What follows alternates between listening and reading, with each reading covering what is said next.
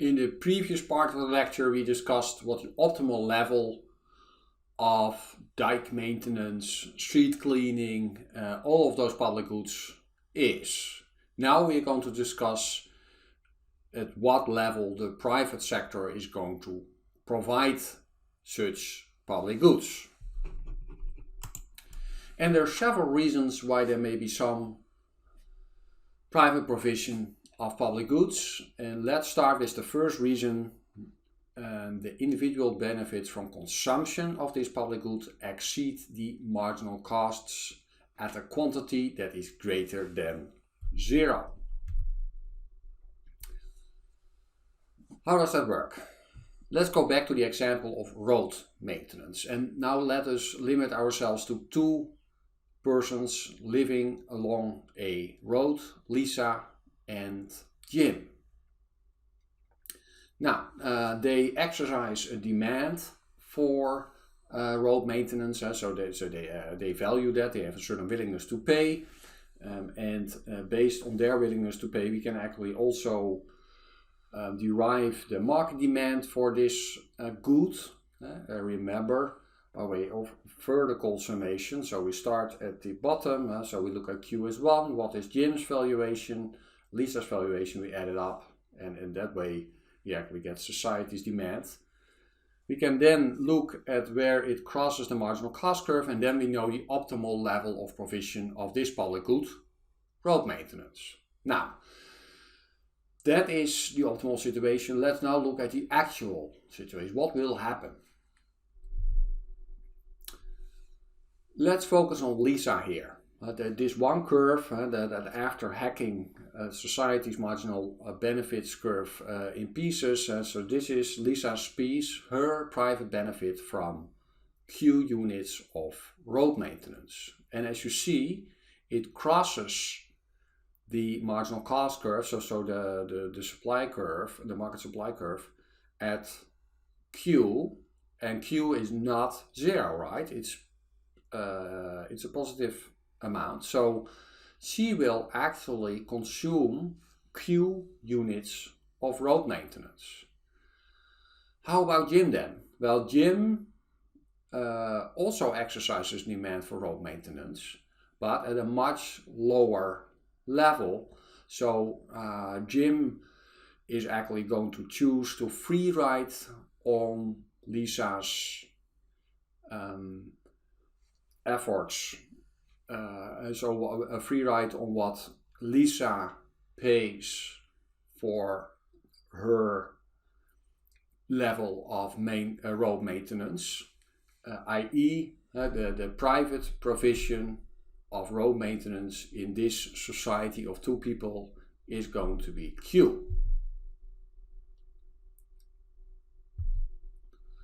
Now, there's an explanation in words that I encourage you to read at home.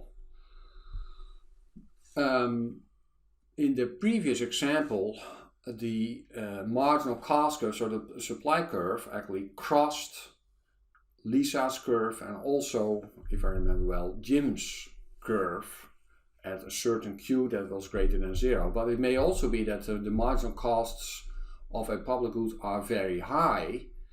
And then let's see what happens. First of all, let's again sum up Jim's and Lisa's willingness to pay at each quantity of the public good. And then we would have Q star units of the public good. Say that those are missiles, part of a missile defense system. As you see, that the marginal cost curve is always above the individual demand curves.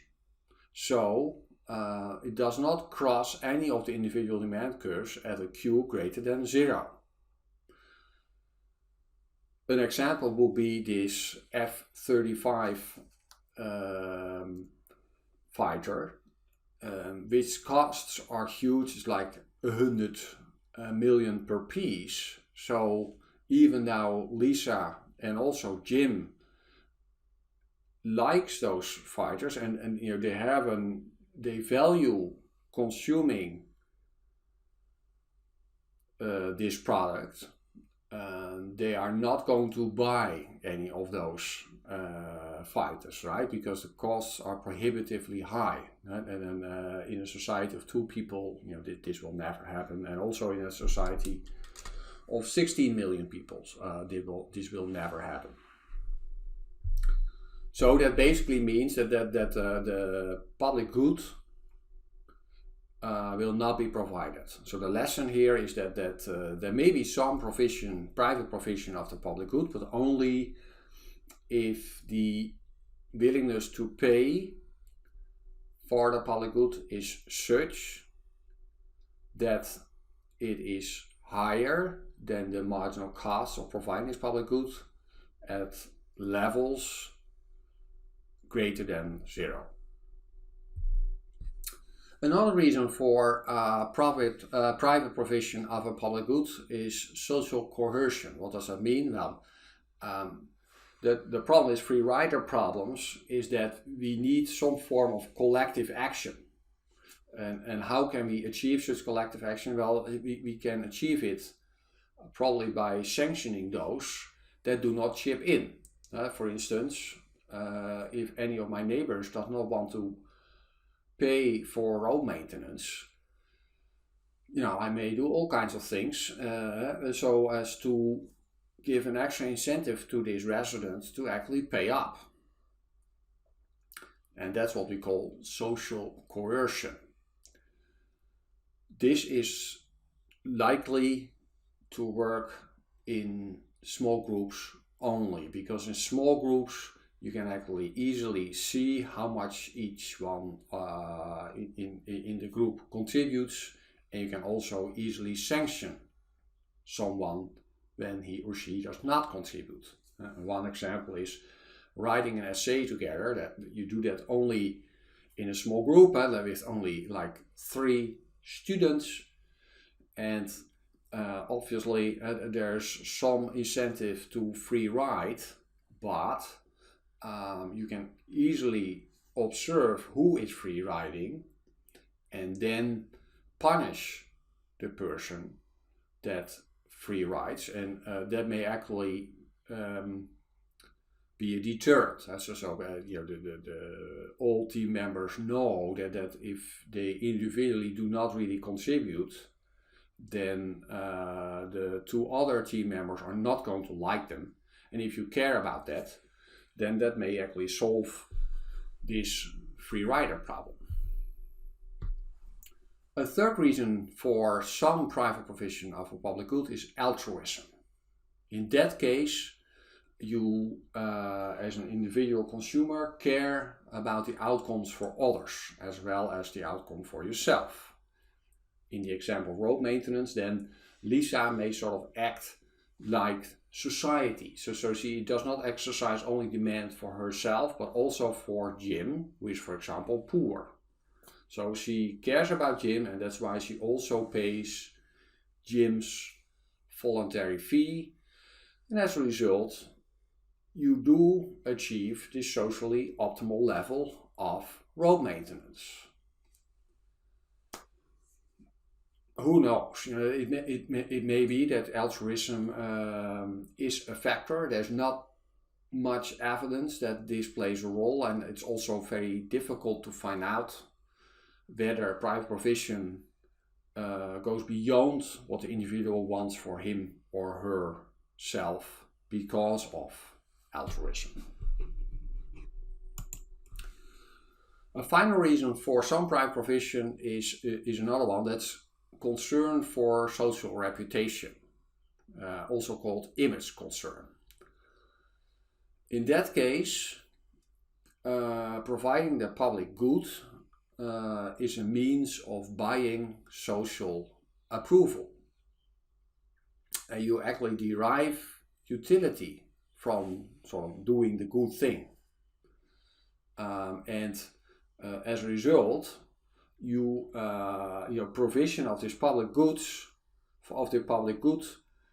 becomes more like a private good, because you can now exclude it. It's for you, and it also becomes rival. And an example is those adopt a highway programs that are fairly popular in the US, which mainly involve cleaning highways of litter. And why do some private businesses actually contribute to such programs? Well, basically they want to show how much they care about the local community, and that becomes their goal, and that's why they do it, right? So it's all about concern about their image. Explanation in words that you can look at home. An example within the Tilburg area is actually WhatsApp groups that were started by the city council, and in many neighborhoods they asked residents to become part of WhatsApp groups and to share suspicious situations among the members of this WhatsApp group. They first have to call the emergency number 112 and then they share it in the WhatsApp group. How does this address a public good problem? Well, keeping an eye on the street and see what's happening, and also doing something about it, rather than saying, well, there's a suspicious person, maybe, it's a neighbor's nephew, or maybe another neighbor called already, why should I put in the effort, so that's a private cost, for public benefits, right? And in the past, it was really just between you and the telephone operator at the police, right? And why would you go through that private cost if you only share a very small part of the benefits of this action? Well, but now with the WhatsApp groups, it's also something that you can share with all the other members in the WhatsApp group, and this calling 112 becomes a way of buying social approval, because those other members are going to say, well done, great, you're looking, you are really caring about the neighborhood, and that's something you care about, so therefore you are more likely to contribute to this public good.